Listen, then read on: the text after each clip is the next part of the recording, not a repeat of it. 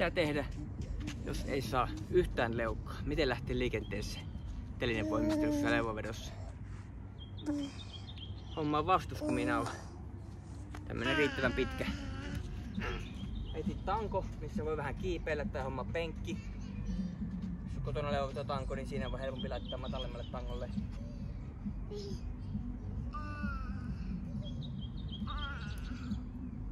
Pujota se täältä lenkin välistä.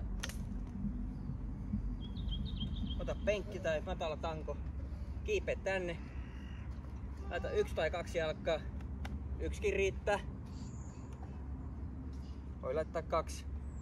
Ja sit rupee vetelemään. Sitten hommaa pienemmän vastuksen kuminauhaa. Kun alkaa mennä.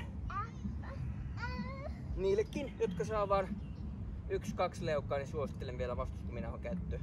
Et saa enemmän toistoja.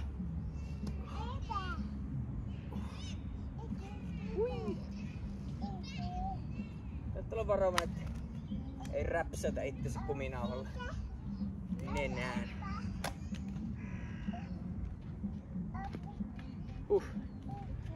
Tää on aika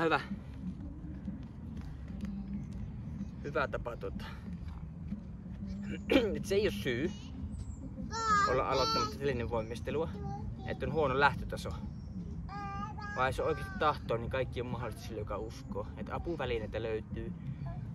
Ja jostain on lähettävä. Kaikilla on joku lähtötaso. Et sit vaan niinku... Yksi on tietysti pudottaa painoa. Jokaisen kilon joutuu nostamaan ylös. Jos sulla on vaikka sanotaan 5 kiloa ylimääräistä, niin se on vähän niinku... Joku, jolla ei ole ylimääräistä, niin vetelisi 5 kilolla.